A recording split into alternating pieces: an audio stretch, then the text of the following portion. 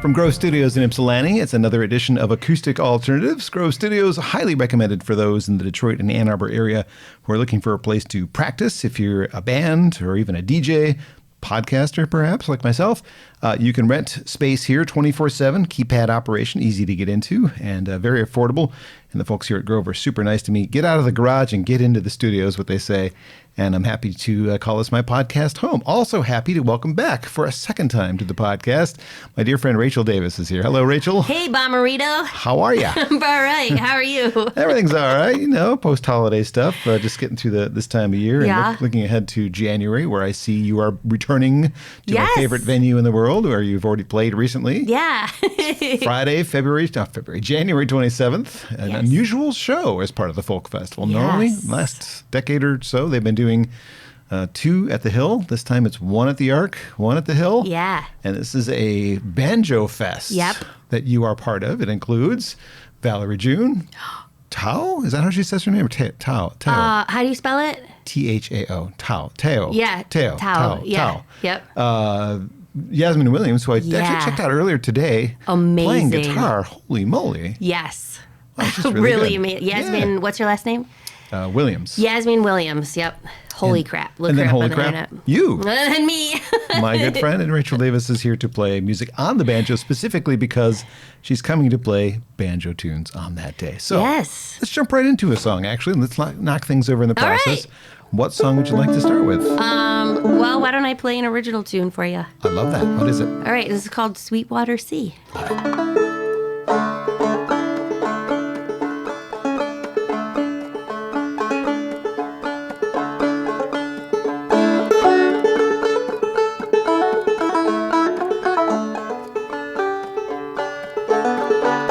If you wonder why I sing so sad, well, I have a story to tell. How I left my home for the war in Vietnam, and the girl that I love so well, well, I thought that I'd found my love, but it just was not to be, for the cruel fates took an awful turn, and the blame fell all on me. Now I never will see her again, Lord, Lord. No, I never will see her again.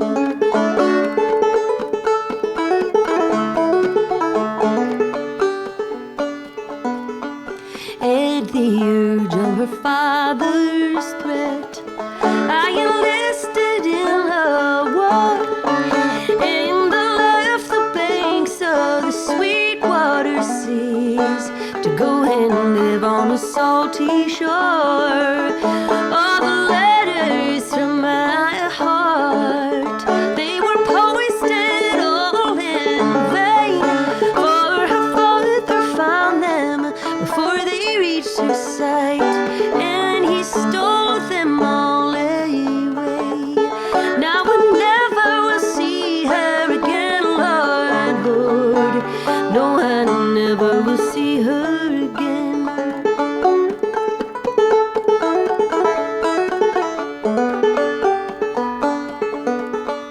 More than 30 years have gone, and I often sit and dream of the pretty little girl that I left behind.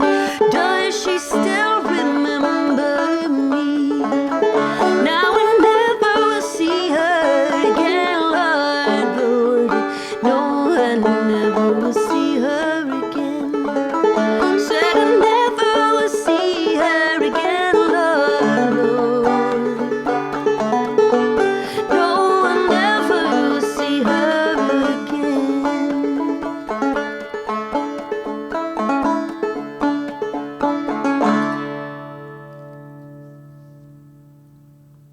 There it is. Sweetwater Sea, Rachael Davis on Acoustic Alternatives. She Yeah. was guest number 20 on the show Wow. back in July of 2021, and now she's guest number 45. a year and a half later. You actually did that one last time, the only one you played on banjo. You played guitar otherwise. So people who are just finding out about you today for some reason, go back and watch the old one, see her play guitar on some other songs. And today, again, we're just focusing on the banjo because of a specific event and the fact that this is part of who you are. Yes. Oh, big time. It's like not the first instrument I learned when I went back and listened to what we talked about last time. Piano was your first instrument. Piano was my first instrument when I was 9 years old. But then when I was 13, I got a guitar for Christmas and started taking guitar lessons. You know, I'm from a musical family, and everybody around me played guitar, played a stringed instrument of a kind. And I wanted to learn a stringed instrument. And it was like, oh, well, guitar, no brainer. That's what everybody does. And I started taking guitar lessons, and it was so hard. And I had it was like this big plywood guitar with this big fat neck and these huge nylon strings. And I was just a little tiny thing. And it was really hard to play. In one sense that it was just physically hard to play, but in the other sense that I knew what it was supposed to sound like because I'm around it all the time. Sure. And I couldn't make it sound like that, and it was frustrating. And so my dad, who's a clawhammer banjo player, he figured, he saw what the problem was. It was probably that it was hard for my left hand to play the chords and to press the strings down. And so I'm sure what he was thinking was, what he said to me is, he's like, I bet you're a banjo player. He's like, why don't we try the banjo? And I'm sure what he was thinking was, if you look at the banjo, the neck is a lot skinnier. There's less strings. The strings are really light. And I bet you that was where that came from. But he's a clawhammer banjo player. We don't do the 3-finger style. I've never learned that kind, even though I still want to at some point. But I just play the Appalachian style. Clawhammer, or frailing is another word for it, or overhand, I've heard it called. And so he sat me down in the corner chair in the living room of my parents' house, and he put this banjo in my lap. This banjo that I have right now, today, was his banjo that he learned on. And he got it at Elderly Instruments in like the late 70s, I think. And when I was little, when I was like a baby till I was 6, we lived in Chicago in a 2-flat apartment in Gompers Park area of Chicago. And there was a live music venue that my parents helped with near there. It was called Hog Eye. Hog Eye. It was a music store, and they also did concerts.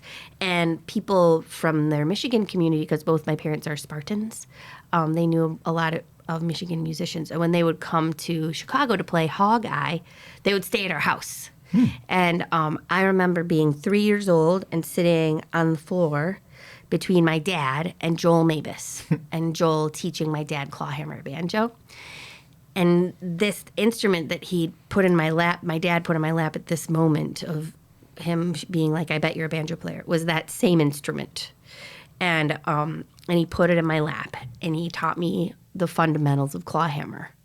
And from that moment, I could tell the whole story of the fundamentals of clawhammer if you would like me to, because I do definitely tell the story on stage, just because it's about, like, there's a whole it covers a lot. It's like he's the traditional sound of clawhammer banjo is, my dad calls it the bum ditty. It's like that's the sound when you think of clawhammer banjo.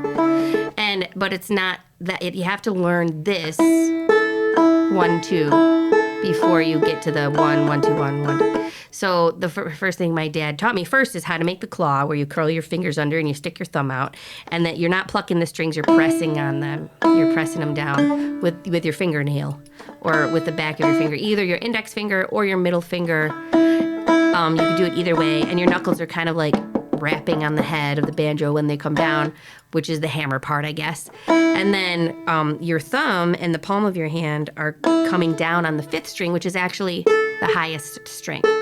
So when you strum the strings of the banjo in order, it sounds like this. And so the high string is the drone that is the 2 many times, all the time, 1-2, 1-2, 1-2, 1-2. And when you press down on the string, when you lift up your hand, you kind of squeeze the top string a little bit, and it hooks under that high string, and it makes a plucking sound. So the 1-2 is the pressing down with the fingernail, and then the lifting up with your thumb. And my dad said, do this 1, 2, and do it on every string.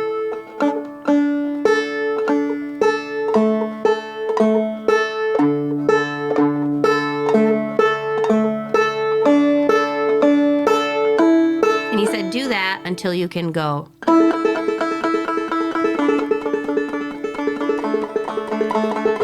And I'd been watching my dad do this for so long that I was like, no problem. Like, I could do this. No problem. Looks easy. It looks right. It looks fine. You know, I could totally do that. And then I tried it, and it was like my brain shut down. Like, all of the electrical impulses in your brain just go, and I was like, oh my God, this is so hard. And it was really hard to figure it out. And a bonus, though, is like I teach ukulele and banjo lessons in Nashville, where we live now.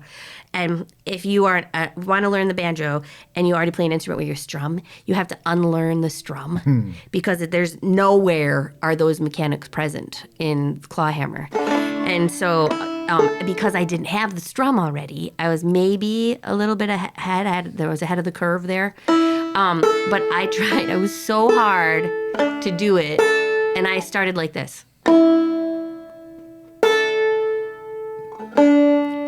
In my brain, there was smoke coming out of my ears. And it was like just baking my noodle. And it was spring break. I remember this specifically what time of year it was because we had a whole break from school for like 2 weeks.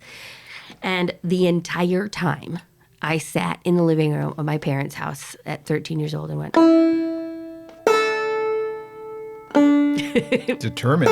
For hours and hours and hours until I got a little bit faster. But hitting every string in the middle was really hard. And I couldn't do it every time. And then I finally figured that out and I could get faster, faster, faster. And I was in the living room toward the end of spring break doing this. And my mom was in the kitchen. And she, you know, it was a nice day outside. It was one of the first nice days of spring. And, you know, she was like, you know, it's a really nice day. Maybe you should do that outside. Shoo. Please. Could you do that in the yard? And so I went into the backyard and my parents had this beautiful, the house I grew up in, this beautiful crabapple tree with these pink blossoms on it. And it's like my favorite part of spring is like my bedroom window would face to this tree. So in the springtime when the crabapple tree would bloom, my room would just reflected pink.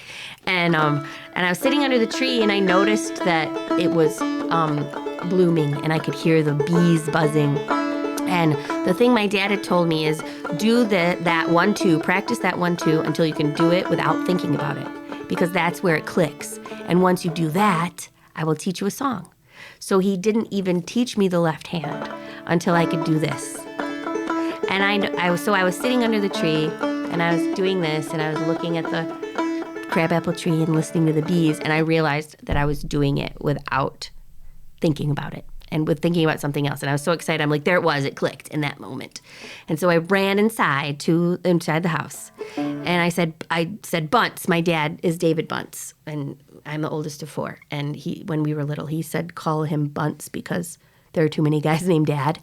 And so I was like, Bunce, check it out. And like, I did the thing. And then he like tried to ask me a joke or like tried to say something to me that I could answer while I was still doing that. And if I could answer without stopping, he would say that I was ready. And I succeeded. And he was like, okay, you're ready. And he taught me the first old-timey song that I learned on the banjo. And I can play right now for you if you like. This is a traditional old-time fiddle banjo song. And it's called Angeline the Baker. And it was the very first song I ever played on the banjo.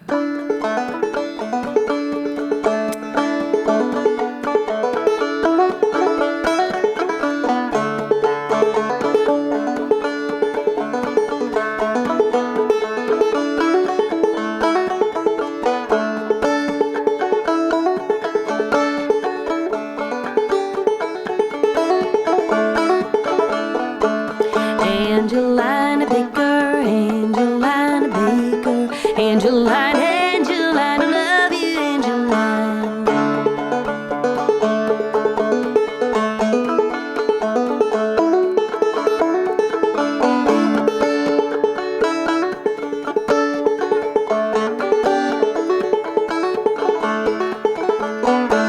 The first time I saw her was at the county fair. Her daddy chased me halfway home, told me to stay there. Angelina Baker, Angelina Baker, Angeline, Angeline, love you, Angeline.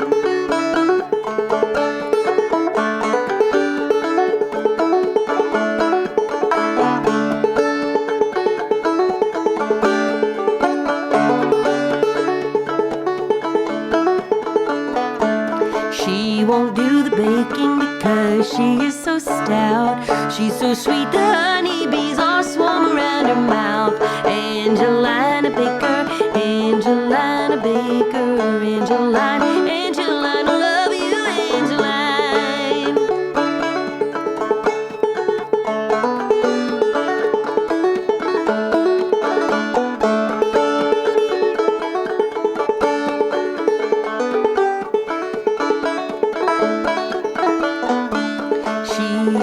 Angelina Baker, Angelina Baker, Angeline, Angeline, I love you, Angeline.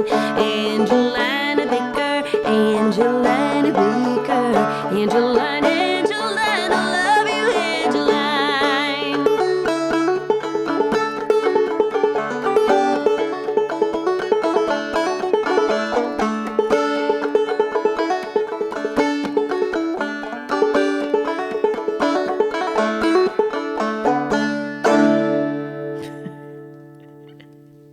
Angelina Baker. There it is, Rachael Davis. There it is. On Acoustic Alternatives here at Grove Studios in Ypsilanti. Grove Studios, again, a podcast, a band practice studio, a DJ practice studio. Excellent spot to think about renting if you're looking for a place. And when you were here a year and a half ago, I had a sponsor, David Palmer, when we had professional 2-camera angles and people could see you playing. Oh, yeah. So I apologize for those of you watching this one first. There is only one camera and we can't watch the claw hammer.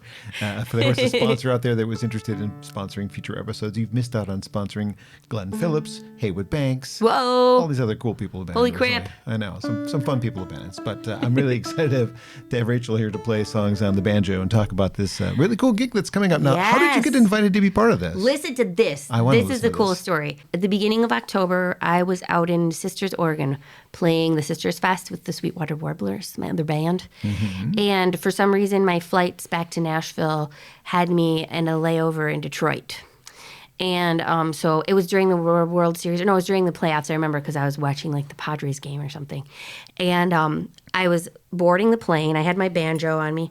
And I was boarding the plane, and I was giving like my boarding pass to the ticket lady, and I feel somebody squeeze my shoulder, and I turn around, and it's Anya Sigland from the Ark. Nice. And she's going to Nashville for this conference thing that's happening, and it's like, oh my gosh, you're on this flight. What are you doing here? And she's like, I'm going to Nashville, and I'm like, I'm coming back from Sisters Fest. And when we got to it was a later flight, so when we got to the Nashville airport, we were waiting for our bags. There was nobody else around, and Anya and I were just chatting, and she said, now I got this idea. Tell me what you think about this. And she told me, like the Ann Arbor Folk Festival has had a break the last couple of years. 2 years ago it was pandemic. Last year they had to cancel it at the last minute. I hated that. It was such a bummer. I was so excited. The Warblers were scheduled to play for that one. And so this year, instead of doing 2 days, they were going to just do 1 day to kind of get the ball rolling again. But she said she had this idea to do a women's banjo fest at the Ark, or the Friday of the Ann Arbor Folk Festival weekend. And if she did something like that, would I be interested in it? And I was like, yes. You have your banjo on your shoulder at the time. I'm carrying my banjo through the airport, collecting stares from everyone I walk by. Yeah. And she was like, what do you think about that? And she was thinking, there's all these awesome lady banjo players out there right now. There's like Abigail Washburn and Allie Russell and Valerie June and like all of these really cool lady banjo players. And she was like, I would love to like send a note out to everybody and see who's available, kind of. And I was like, just tell me, man. He's like, I'm like, you've got my agent's information, and like just reach out. I'm in. I told my agent, Ryan, to be on the lookout for her email. And she was going to be, I told him about that I ran into her and she was talking about this banjo thing. And that she asked me if I wanted to do it. And I said, yeah. And so to be on the lookout for her email about it. And she wrote him like the next week. And so this was like in October. So yeah, and that it came about, and she started planning it and seeing who was available. And then, like, I remember when I heard Valerie June was on the bill. You know, she was the next person that was on the bill, and I was so excited because I'd seen her play at festivals and stuff for years. And I also think she's a total badass. And then I heard these other women instrumentalists, and I didn't know their names, but I looked them up and was like totally blown away. And I'm so excited to play this. It started with you. Yes. Yes. So somehow I thought it probably started with Valerie and they built it from there down. Nope. It was running into Anya in the Detroit airport. That's awesome. Yes. Congratulations. Yep. And thank you, Anya, if you happen to be listening Yeah. or watching, for making that happen with Rachel as the centerpiece, in my opinion. The artist, the one that would draw me to the Ark more than the other three anyway. And I'm not saying that just because you're here. That's an absolute truth. That's a really cool story. Well, you have played the festival before. Back in 2003, Taj Mahal was the headliner that Yes. year. Long time ago. Holy cow, that was a long time ago, eh? You haven't played since, and you were supposed to play earlier this year. Yep. Which got canceled. That was a really great lineup, too. I looked at that lineup and I'm so excited. They finally get to play. Sweetwater Warblers around the lineup with Finally. I know we're feeling that too. all these great artists were up there. I'm like, this is the best lineup for Saturday night in so long. And then Yeah, that was very disappointing. it was. So I was a little disappointed that it didn't actually reconsider that for one of the nights of this year's festival, just Right. because they rebooked Patty Griffin, for Yeah, instance. yeah. Have you played with Patty before? Never. What's the problem with that? I don't know. I hope it happens someday. She's one of my main inspirations. I remember reading something before I saw you at 20 Front Street, and somebody had asked you like 3 influential albums or something like that, and I was expecting the ones I'd seen before, the ones your dad gave you in the jazz category, and there was Living with Ghosts. Yes. I'm like, finally, I didn't even think to ask you that question ever before. Big time. And it's one of my favorite of that genre as well. It's just it's a perfect album. Yep. There's- It came out when I was 16 too, so it was like right in that time when I started writing songs and playing guitar and writing songs. And so it was just like the timing, but also the content of it, and it transported me. I'm surprised that the folk festival back in 2003 didn't do what it does for a lot of people and catapult you to the playing regularly there. I mean, now you do play fairly regularly there. And I did. And at that time, I lived out east. Yeah, you're Boston. In 2003, yeah, I lived in Boston. So I wasn't around as much as I was farther away. I mean, I live in Nashville now, but it's way closer than Boston. It was. And you make frequent trips to Michigan for family. Yeah, Anyway. yeah. And we're here. I mean, I counted actually how many times I've been up here this year because Dominic, my husband, he's been on tour this whole year with rock and roll band all over the world.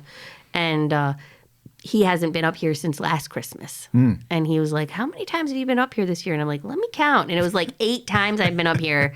And I know the route between Nashville and in northern Michigan with my eyes closed, basically. But I wouldn't do that. That's dangerous. Yes, please don't. I didn't realize it had been, until I looked it up, I didn't realize it had been 10 years since you moved away. I know.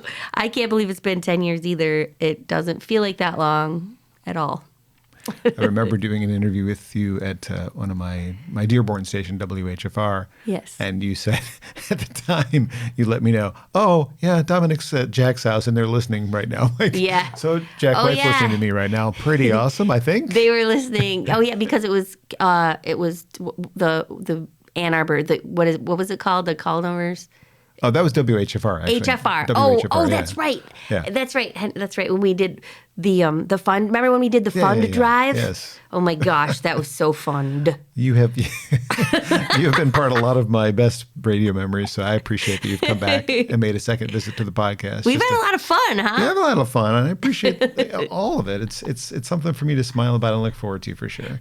And I always enjoy exploring your stories, hearing the new ones. And you've told the banjo story and how you discovered banjo on stage. Yes. Last time I saw you, in fact, and then afterwards you whispered in my ear that you were playing this thing this Friday. I was like, and I was. Don't tell anybody. Yeah, well, that And I was the didn't. middle of November, and they were going to announce it the following week, and I couldn't say anything, and I was just like, wanted to tell everybody this cool thing was happening, and so I was like, there's something cool happening here that I can't talk about. I kept it quiet. I didn't tell anybody. It was a pretty easy secret for me to keep because it wasn't mine to tell. right? Exactly. So we did talk about the fact that piano was your first instrument. Banjo came along as Yeah. part of your history.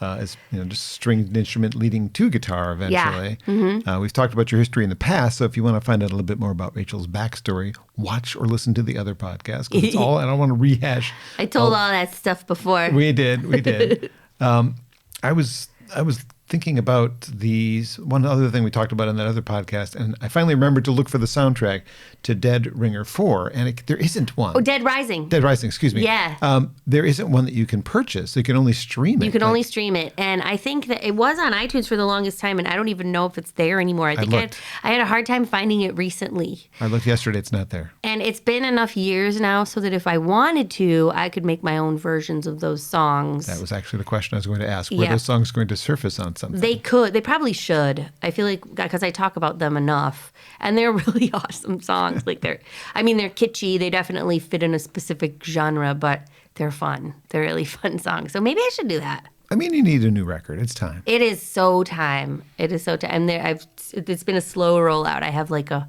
plan. I've got a producer lined up. I'm working on songs, but the songwriting thing it's been hard these last few years to find space to do that with two little kids and at one point we were all locked down together, so there wasn't really anywhere to go, and then other times I'm home with kids or I'm traveling with kids doing my stuff. Well, Dominic is on the road on the Rock and Roll Express. Yeah, but he's making good money, I'm sure, and bringing home the bacon.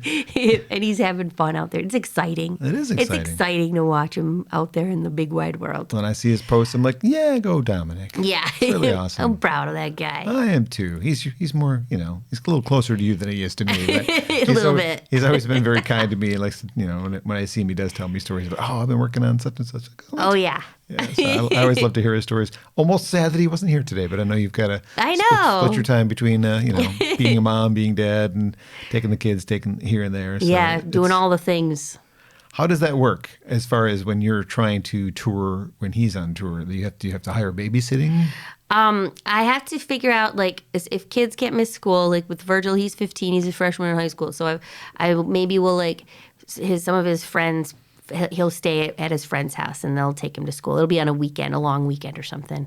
Or usually it's scheduled around school breaks, and I'll just bring him with me. And Leela's in second grade, so I can just bring her with me wherever. And they're both amazing travelers. I mean, they've been doing it their whole lives, and they don't complain. Like Leela even loves it. Like she even has a blast. Like going into new venues, and she helps move with merch like Virgil did when he was little. Like she'll bring the merch box in and she'll set it up on the table and participate in some way. So they're part of it, and they know they're part of it, which I think is probably a good idea. So that they feel like they're a part of it, and it's not something maybe they resent later that takes their mom away from them. Have they picked up music at all? Like, are they playing anything? Absolutely. Well, Virgil has been a drummer since he was little, since he was like 2. I do remember videos of that now that you say that. Yes, and then he took piano lessons, and he plays piano and drums. And Leela May has been taking piano lessons for a year and a half, and it plays by ear and kind of freaks me out sometimes when she I came back from a session one time where I was singing backup vocals. I picked her up from school, and that was my part was stuck in my brain, so I was just kind of humming it and singing it. And when we got home, she went straight to the piano and plunked out the notes without having to find them, without having to find the right keys. She went straight to the piano and played the melody that I had been singing for the last 10 minutes. That's not fair. I was like, my jaw hit the ground, and I took a video of it and sent it to like the people who I was in the studio with earlier. I'm like, look at this is crazy. And then recently she started coming and singing a song or two with me when I perform and when she's around. I saw somebody posted something about the Chipmunk song. Yes. I missed that. Yes. That would have been cool. She's done that a couple times. She did it at what is it, Midtown? It used to be the Listening Room in Grand Rapids. Yes. It's called something else. Midtown Music or something. Like that, Midtown, I think. We can just call it Midtown. I'll look it up later. And she came up and sang the Chipmunk Christmas song with me. Sweet. And then she did that again a couple days ago when we did this benefit for a youth organization in Cadillac, my hometown. And she did it again, and it was, awesome. It's so fun to get to sing with your child, and like she can hold her note. I can sing harmony. Nice.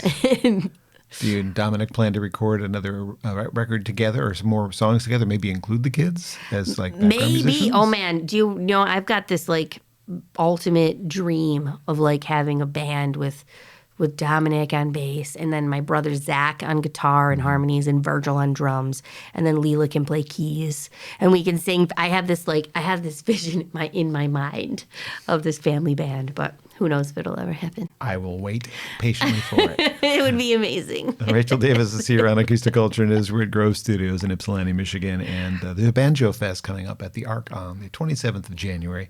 So we're going to have another banjo song. I'm not sure. I didn't ask you whether you wanted to do 3 or 4 today. I think you said 3. 3 or 4. Or 4. 3 or 4. And you said you could do 3 if you're in a hurry. That's exactly what I said. Technically, I'm not in a hurry. I know where I'm going next. Okay, good. What song would you like to play? Can I do a cover? Is that cool? I think so, as long as it's well, the traditional ones, the ones that are public domain are easy to get away with for sure. Okay. What song are you considering? Well, there is a Cat Stevens song that I play on the banjo. Oh. Well, I don't think. Let's just find out. Okay, all if right. I get in trouble, we'll pull it down. All right. Okay. Cool. No one's get us in trouble for this. Yusef, be cool. All right. Yusef, I hear he's a very peaceful dude. He rode the peace train at one point. Exactly. That's what I mean. He got off the peace train. That's exactly what I mean. I'm referring to that. This is a Cat Stevens song that. So my dad and I do this banjo challenge thing back and forth. That we'll pick out songs for each other that are not traditionally banjo songs, and challenge the other to turn it into a clawhammer banjo song. And like one time, this one year, my dad challenged. He said, "I think that song, that Cat Stevens song, The Wind, would be an amazing clawhammer banjo song." And I was like, "Wow, it just lays out there perfectly." And so. I sat down to figure it out, and it just flopped right out. And then I think maybe like a couple of months later, I heard Sarah Giroux's version of it, like exactly the same. Like, I don't know, maybe it was in The Wind or something. Oh, and also, too, the song that I had challenged my dad to learn on clawhammer banjo that time, when he gave me this beautiful song, was that song Axel F from Beverly Hills Cop. Yeah. And you should hear my dad play that on clawhammer banjo. It's insane. I would like that. I have to take a video and post it because I talk about it all the time. Anyways, this is The Wind by Cat Stevens.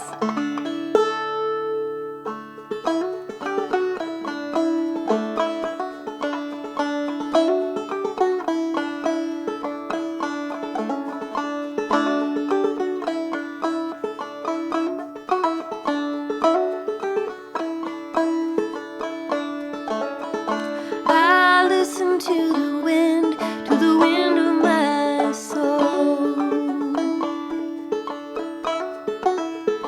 Where I end up, well, I think only God really knows.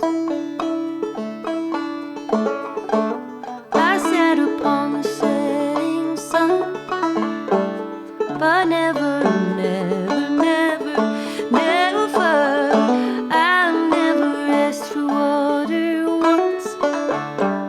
No, never.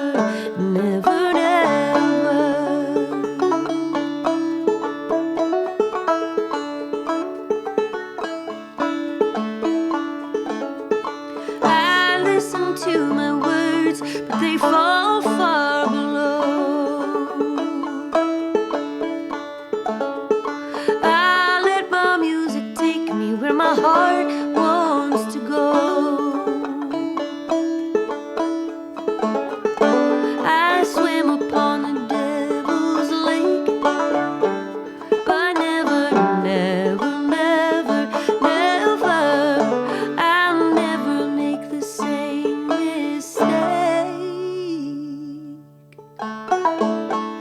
No, never.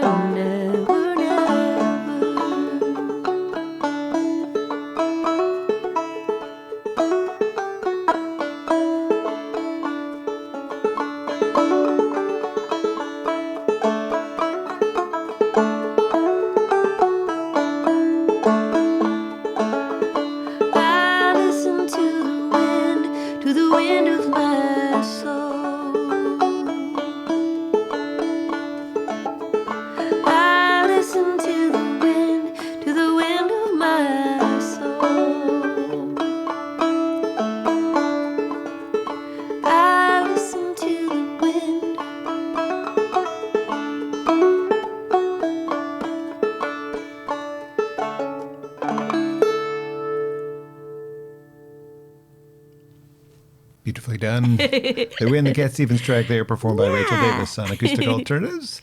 Grove Studios in Ypsilanti is where we're doing this recording. Just about a month, a little less than, from the date February, I keep saying February, January 20th. I'm skipping January altogether, apparently. Most of us would like to, I think. Yeah, it's cold. January 27th at the Ark, the night before the actual Ann Arbor Folk Festival that happens at the Hill Auditorium. This is a very special event that is headlined by Valerie June. Tao of Tao and Get Down, Stay Down is one of the other acts. And Yasmin Williams, who I just watched a Tiny Desk concert, play guitar. Whoa. Unbelievable. Like, I like to hear her play banjo, but I don't know, there's no videos of her playing banjo. It's insane. She might, yeah, I'm sure she I think I did see a video of her playing banjo. I didn't have enough time to seek that deeply. Her guitar playing is really like percussive and melodic and like incredible. I actually wanted to share the video with Willie Porter because it reminded me a little bit of... Oh, totally. Yeah, like...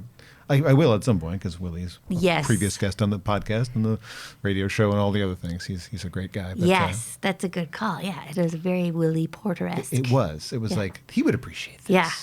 And those who are appreciating Rachel's banjo playing today, you would appreciate that last check from an email from the Ark earlier this week. It says, few tickets remain. So if you're thinking it's about... going to sell out. It's going to sell out. If you're thinking about going to the show, this is probably your time to go, yeah, I should probably commit, not wait till the last minute. Yeah. It's one of those, like, there's only 400 seats. So right. And it helps the Ark. It is a fundraiser for a great music venue, one of the best venues in the town, for sure, and definitely in the world. You've played a lot of places, and don't say it just because that's the sponsor. Where are some of your favorite places to play? Well, Club Hassim, of course, in Boston. I love playing there. Let's see. I like playing the when Shout Sister Shout played the Woody Guthrie Festival in Okemah, Oklahoma. There's an old theater in downtown Okemah, Oklahoma that's a stage for the festival. And I don't know what it was about that place, but it was very vibey and it was a really wonderful place to play. Let's see, Gopherwood. Cadillac, of course, my home spots. But the Ark, of course, is an institution. You know, it's it's legendary. You know, like the people it's been around so long, and the people that have played there, and it's until recently, actually, it was one of the few places that I would play, and like I would get to the level of excitement that could even be equivalent to nervousness. It was like, so I say it was the last place I still got nervous to play. But I've since evolved away from that feeling. I'm always just really excited to play there. Like, it feels like a real show at the Ark. Now that you're in Nashville, I should know there's some legendary venues down there. Have you played the ones you've wanted to play since you've moved there? Oh yeah, of course. And in Nashville, the two places I play in town, because I don't play in town very often, just because there's so many other people playing in town. A little competition, yeah. But the two places that I still play in town are the Bluebird Cafe, of course, which I love there because everybody there is so nice, and the Station Inn. The Station Inn, what the heck do they call it? Like the first church of bluegrass or something like that. It's been around since the 30s. Actually, it was on the Chitlin circuit. It was a blues club in the 30s, and then it evolved into a place where they play bluegrass, and they still are keeping it traditionally bluegrass. Nice. And I'm playing there again in March, and I'm bringing my family band down. Lake Effect is coming down to play. I've never seen Lake Effect. Well, maybe you should come to the Station Inn on March 2nd. Maybe. That sounds fun. I need somebody to show me around Nashville next time I come, though. Oh, well, you know my number. I do. I really enjoyed my visit with you when I was there. That was actually the highlight of the trip, quite honestly. And then seeing a show at, I think it was, 11th and Lindley, 5th and Lindley? Oh, yeah. Third and Lindsley. Lindsley. I enjoyed that venue. It was fine. Third and Lindsley. This was good. Like, okay, there's an experience that I can remember. It's like a club. Yeah, I like that.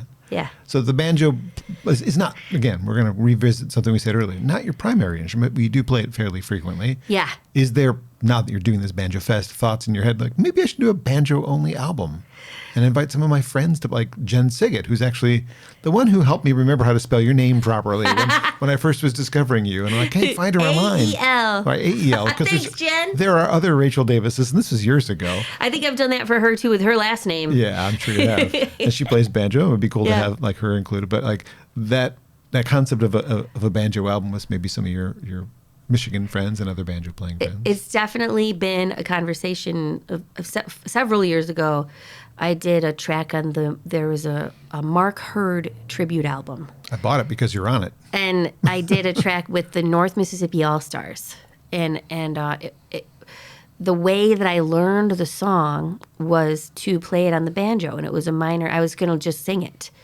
And we were in the studio, we were trying to figure out a way to arrange. We're trying to figure out an arrangement. We're trying to arrange it.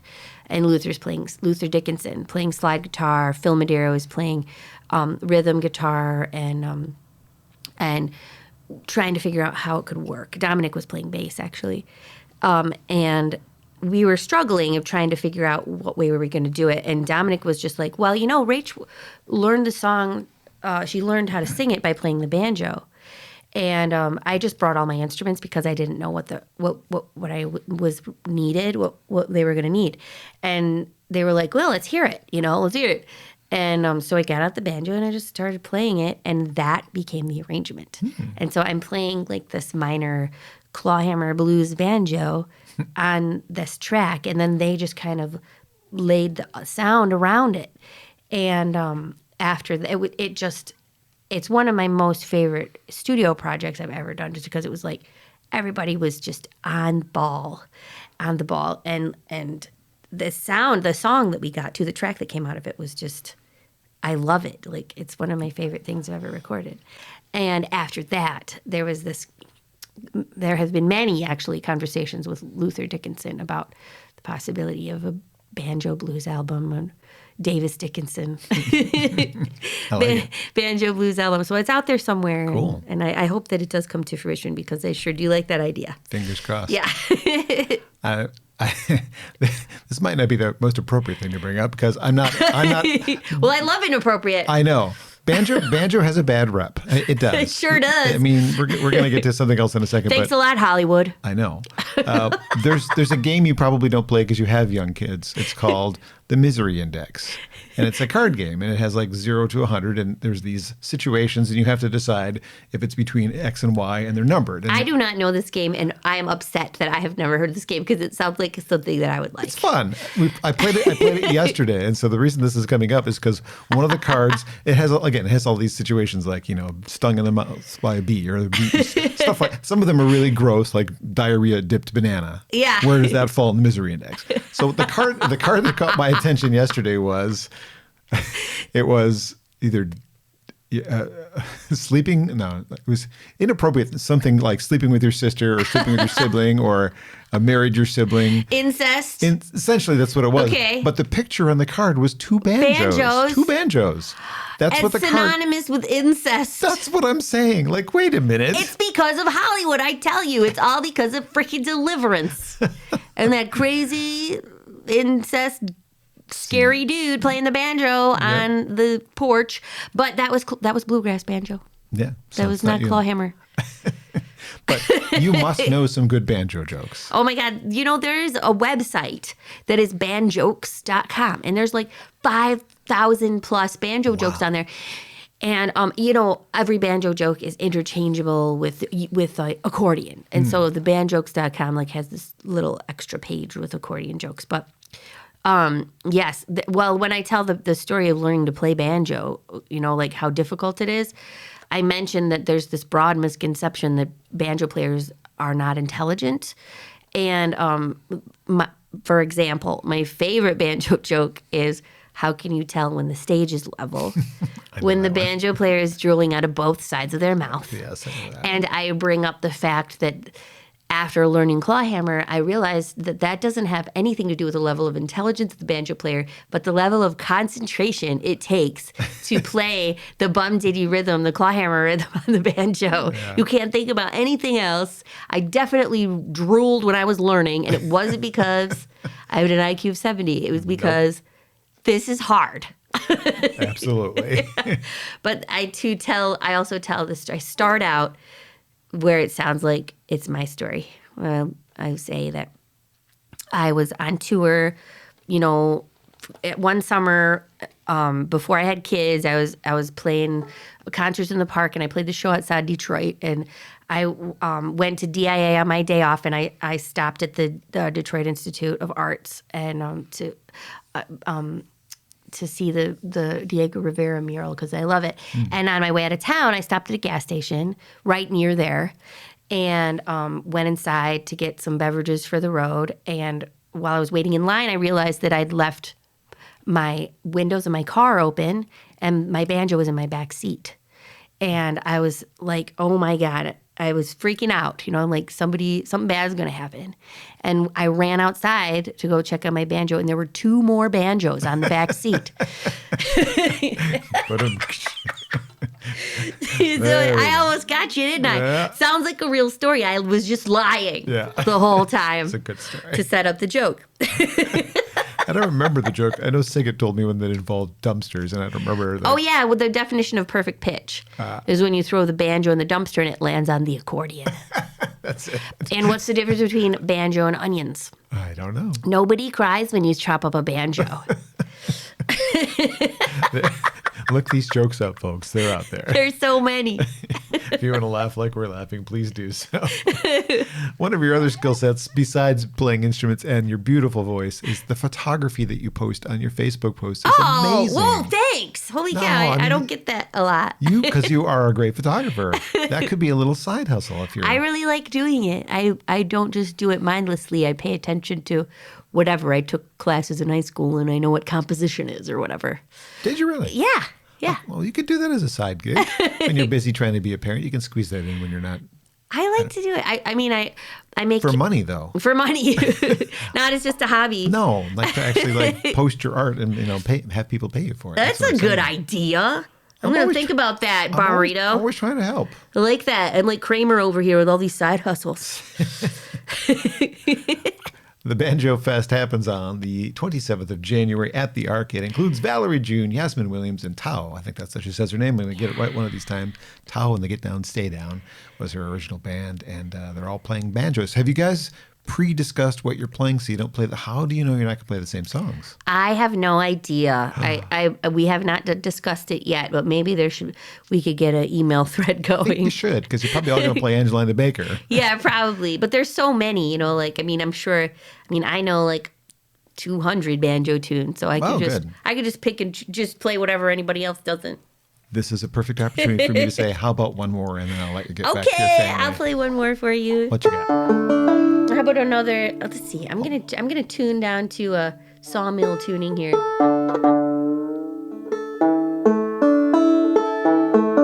Can you tune and talk? Yeah. No, I can't actually. Okay. Can't anymore. Okay. Pandemic took that away. Another one of my performance jokes. I just tuned to D modal here. Let's see.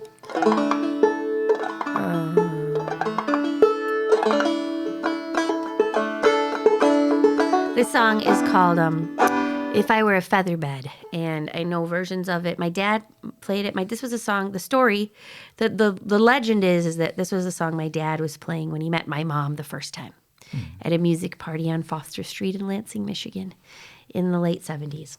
And I know versions of this song by John McCutcheon and by Sally Rogers. And I'm not exactly sure of the origin of it. Well, I probably have to look that up. It's called If I Were Featherbed. It's just called Featherbed.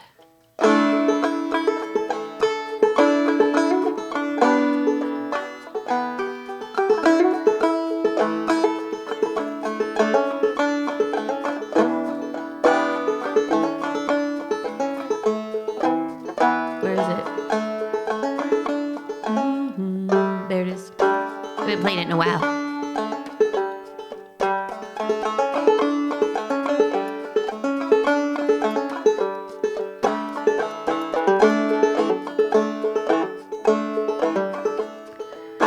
If I were a feather bed, all in your house so fine, I'd hold you tight, all in my arms, keep you warm in the winter time.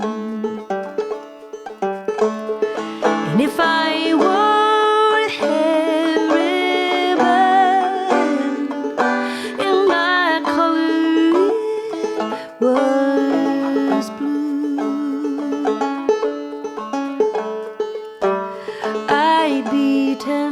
eyes as beautiful will I be wearing you. And if I were an old wool rug,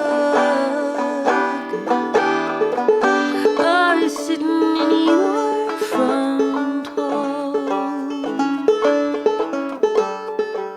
I'd tickle your feet to make you laugh if you stepped on me at all. And if I were an old banjo, fast fingers on my strings, I'd play the sweetest little song that a banjo ever did sing.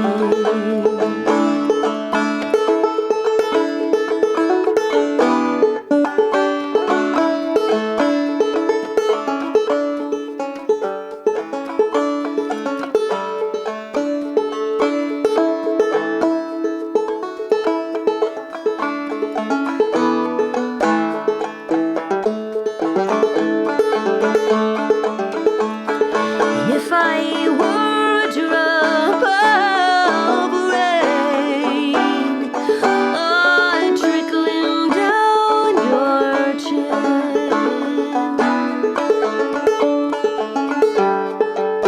I'd run right up and I'd kiss your lips, and I'd kiss them twice again. And if I were a breath of wind on your cheeks as you pass by, I'd pick you up upon my back and I'd teach you how to fly. But I am not the wind nor the rain, nor the rug in your front hall. The whole world's countless loves can't match my love for you at all.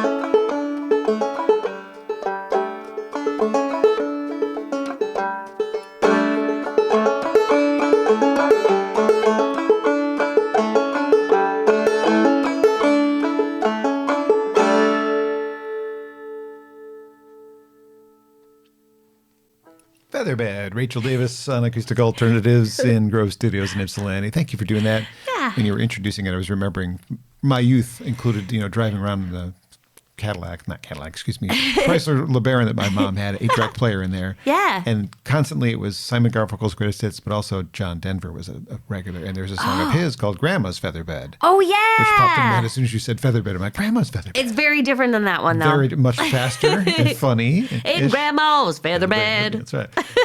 5 feet high and Yeah. 6 feet wide and soft as a downy chick. Yep. Wow, that came back to me. All right. It was made with the feathers of a quarter-living geese and a right? You should learn that one. Maybe I know it somewhere in my brain. You apparently do. So 2 quick questions before we end this. One involving the fact that you are not the only Rachael Davis on the internet. The Right. other one who actually spells her name the same as you. There is another one. Australian children's book writer. Yes. Perhaps you should screw the world up by doing a children's album and then really screw people up because they'll look for her and they'll find you. And it'll be like, oh my God, there's 2 children's authors named Rachael Davis. Not an author, but write an album of children's songs. You know, I had somebody the other day tell me that my album, my studio album from 2008, Antebellum Queens, that they put it on for when their kids were babies. They would put it on for them in the evening, and it would put them to sleep. And I have had lots and lots of people tell me that about that album. Like it was like this wonderful, soothing album that their kids loved. It is a their great babies album. like it. And Leela May's in the house. The other Leela May. But, Yeah. the Leela May II. That's right. And the other question involves similarly something you should do, because you mentioned in previous interviews that your dad gave you Louis Armstrong, Ella Yes, Fitzgerald, yes. not Billie Holiday, Sarah Vaughan. Sarah Vaughan. But you've also mentioned John Coltrane. So there's this jazz thread in your Yes. life. And so why is there not I know a ton of people have already done those songs. Yes. But I've voice, not done the standards. I did the Shout Sister Shout Yeah. thing. I guess there were standards on that one. There were, but this is more like everyone thinks of standards, and a lot of those people did those things. Yes. And it seems like that voice of yours and that music would be, That is my default voice. I feel like that. yeah. So there should be an album. The Bandbox Jubilee is new songs in the old style. Yeah. It's like that. But it's true. I do not have an album of standards. You need to I just want people to pay more attention to you, and whatever it takes, even if it is doing a covers album, and then they find your other stuff. Like, I want people to go, holy crap, who is the singer? So I think it just takes somebody like an artist manager and a publicist. I think that's all I need at this point. Okay, well, you've been at it a while. I don't have those things. I just feel like you should be. And it's not for lack of talent. And obviously, I believe in you, because I keep inviting you back, and I keep I've praising been doing you. this a long time. You have been. I mean, you mentioned the Ann Arbor Folk Fest in 2003. That was Yeah. that was 20 years ago. Oh, pretty much, yeah. It was. It was, yeah. It's about to be. Yes. 20 years. So What's happening? Public, pay attention. Come on. This is an amazing talent. And Come on, hit the pavement. I'm so glad that you had time on your trip home for Christmas to spend time with me today. Thanks, Bommarito. hope I'm it- glad I could be here. I hope it's a great time at the Arc on the 27th. Look for those final tickets that are only available through, I think, thearc.org and the Michigan Union Ticket Office. If I'm not nice. correct. So find those now, and I wish you a happy new year. Yes, you too. I look forward to visiting with you another time. Maybe on the 27th. Maybe. Check out those tickets. And again, thank you for listening to Acoustic Alternatives or watching it, whichever you're doing. I look forward to having a sponsor at some future point so I can have two cameras again. And having people shoot at the instrument while the instrument is playing and the singer is singing. That would be and not cool. just both of us doing what we're doing at the same time. Because then you can't see when I do something like drink my water. Exactly. Because I would like you to not see that. But But we do this for you, folks. we do this for you. This All is right. all for you. Not sure who's next. I've been asking somebody to come on, and she said yes, and then hasn't said sure. When. Yeah, when. So we'll get to that hopefully as my next one. But thank you again to Rachael Davis, course. all the way from Nashville or Cadillac. I'm today. glad this worked out. Me too. Look for more Acoustic Alternatives episodes soon. Thanks a lot.